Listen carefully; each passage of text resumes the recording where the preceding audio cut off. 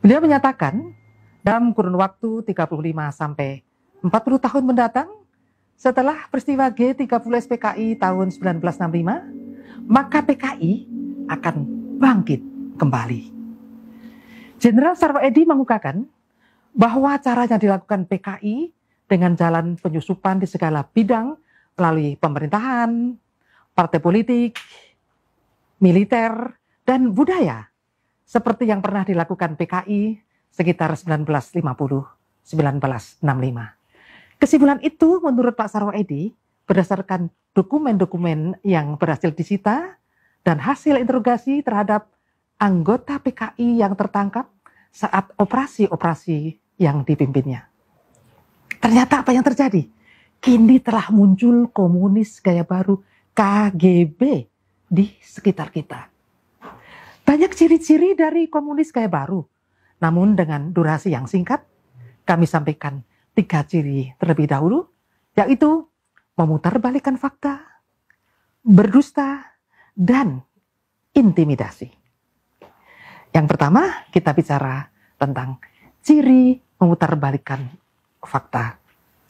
PKI sebagai pelaku pemberontakan G30S tahun 1965 telah diputarbalikkan PKI menjadi sebagai korban melalui tulisan-tulisan di media atau beberapa buku yang ditulis dan dijual melalui toko-toko buku.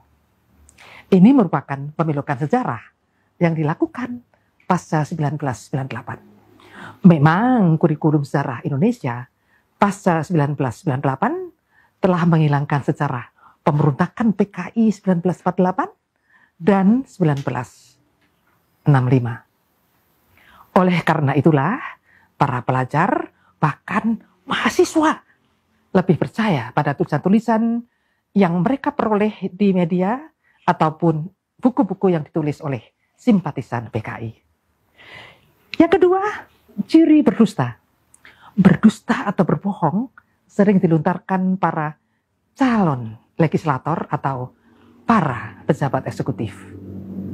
Seorang caleg dari partai tertentu berkampanye begini, nanti kalau saya menjadi anggota DPR RI akan mendorong pembebasan uang SPP di sekolah-sekolah. Setelah jadi, boro-boro ya bersuara seperti itu di DPR. Yang penting menang dulu dan bisa duduk sebagai anggota DPR. Masalah janji kan hanya sekedar janji. Kok gampangnya berdusta pada rakyat? Ada lagi seorang pejabat publik yang pada awalnya berbicara bagaimana cara menangkal korupsi di depan para staf dan pegawainya. Ini bahkan diviralkan melalui media sosial.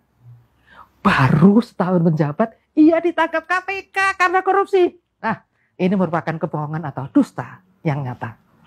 Jadi yang ketiga adalah ciri intimidasi.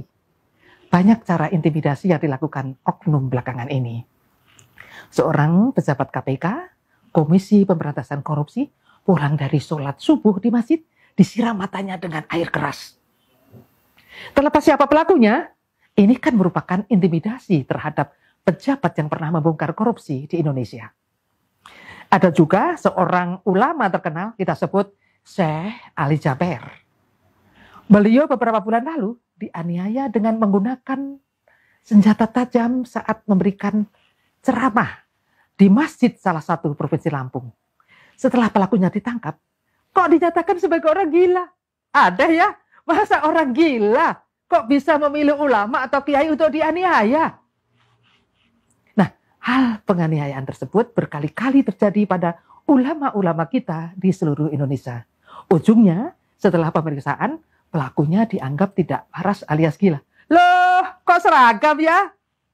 Penganiayaan terhadap para kiai persis dilakukan PKI pada tahun 1948 dan 1965. Intimidasi seperti itulah juga merupakan ciri komunis gaya baru. Saya Maria Juraida dari iWatch. Sampai jumpa. Billahi taufiq wal hidayah. Assalamualaikum warahmatullahi wabarakatuh. Pancasila, dasar negara, kobarkan semangat kita. Demi ampera